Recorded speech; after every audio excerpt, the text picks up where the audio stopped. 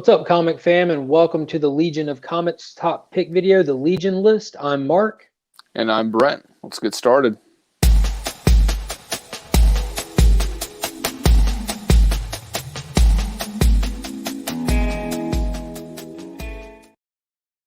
Thank you, everybody, for coming to check out what's in our pool box. But before we get into that, if you haven't already, or if you're new to the channel, be sure to hit that like button, subscribe, and hit that notification bell so you know when future videos are dropping, which it's really important to go ahead and do that because right around the corner, we'll be having our 200 subscriber giveaway. We're going to be announcing what we'll be giving away this coming week and how to enter that video.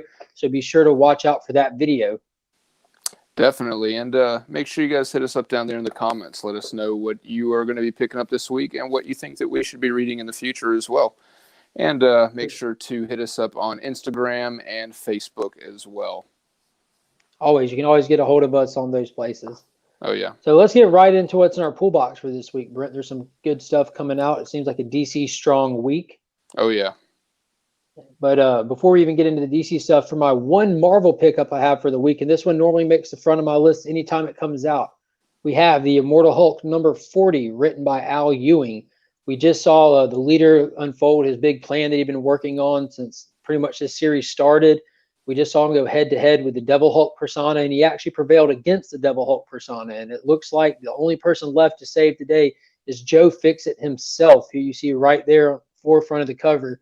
So let's see how this little weasel can pull this one off. I'm sure he has something up his little grimy sleeves. Oh, yeah. Yeah, he's always a slippery one, that Joe. Next up on the list is Rorschach number 2.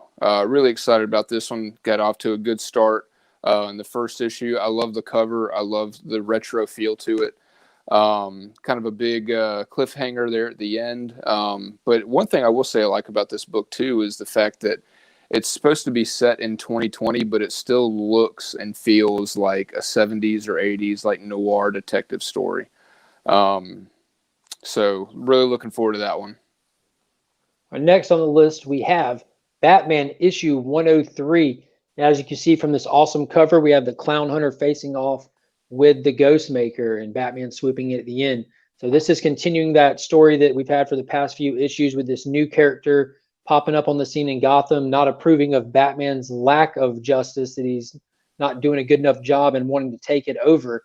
He wants to do it violently. And Clown Hunter seems to be number 1 on his hit list. He's ready to clean up Gotham with a righteous hand, and Batman's not down for it. He knows this guy from his past. They've trained together. We got little pieces of his backstory in the last issue, but I'm excited to see these two go at it because so far it doesn't look like Batman can even lay a single hand on him. So I'm excited to see how their paths are really intertwined, and I'm excited to see them go at it. And hopefully we get that in this issue. Oh, for sure. Yeah, it's going to be a good one. Next up on the list, we have Joker, Harley, Criminal Sanity. Awesome Matina cover there. It's been a great series so far, very psychological. It's sort of Harley takes on a different role as instead of like a psychiatrist. She's more of a forensic analyst in this series. It's been really cool. She's been hot on the Joker's heels. They had a sort of loose agreement in the last issue. We've waited a little bit longer for this one to come out, I think, than the last couple issues. So ready to get my hands on that one. The artwork in it is awesome. Yeah, Miko Suyan's interiors are great.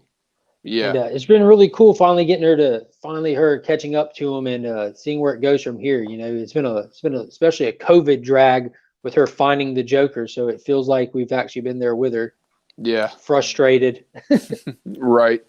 Yeah. Next up on the list, we have the conclusion to Doom Metal in Justice League issue number 57.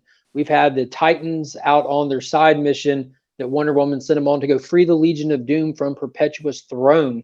And they succeeded in doing it in the last issue. They freed the Legion of Doom. Are they going to turn on the Titans members? Are they going to be able to work with them and Lex Luthor, who betrayed them previously in Justice League? And it's really going to set things off in this issue, and it leads directly into Death Metal issue 5. So you don't want to miss this one. It really turns up the action. Very nice. And speaking of which, our top pick for the week, we have Death Metal number 5. It's for me, honestly, it's kind of hard to tell like where exactly it is in the story, just because there's so many chapters, like from in between, like where we left off was 4 to here. But we do know that there are some big things happening in this book, things being set up for the future of DC Comics and the universe in general. Very much looking forward to this one. As you know, Mark and I have been big fans of this series. I'm pretty sure that we'll do like an in-depth conversation review video once it's over, kind of talking about everything, the ins and outs and all that stuff. So again, really looking forward to this book. And also, as you might have been able to tell from our background, there is a variant for this book coming out by Mr. John Jang. It features a Robin King. Really, I think he brings the sadistic nature of the Robin King like to the forefront in this. In my opinion, it is creepy. It looks sadistic. I love like the crown of thorns. Looks like it's like they're like lit up almost.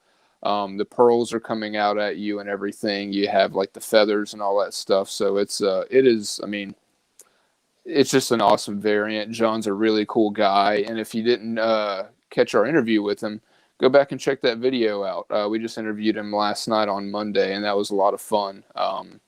But yeah, great variant. Can't say, enough good things about it.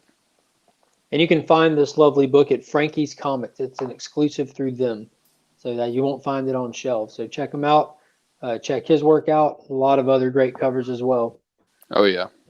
All right. There are a few other books that are hitting our box that don't make it to the top picks list. And then there's also a few that aren't hitting our box, but we do feel like they're worth mentioning in case you are reading some other stuff we're not reading. But first off, on my honorable mentions list, I have Marvel Snapshots, The Avengers one-shot. Then I've got a Walking Dead Deluxe Edition, issue number 3, and then Stillwater number 3. Yep, and following that up, we have Atlantis Wasn't Built for Tourists, number 3. Been a really cool series. We have Something is Killing the Children, number 12. Then we have the King in Black tie-in for Symbiote Spider-Man. And then, of course, numerous X of Swords titles coming out this week. All right, guys, so that pretty much wraps up the top picks and what's in our pool box and what you should be on the lookout for. Be sure to hit that notification bell, like the video on the way out, and be on the lookout for that subscriber giveaway video. It's coming soon. But in the meantime, keep collecting, keep reading comics. And remember that we are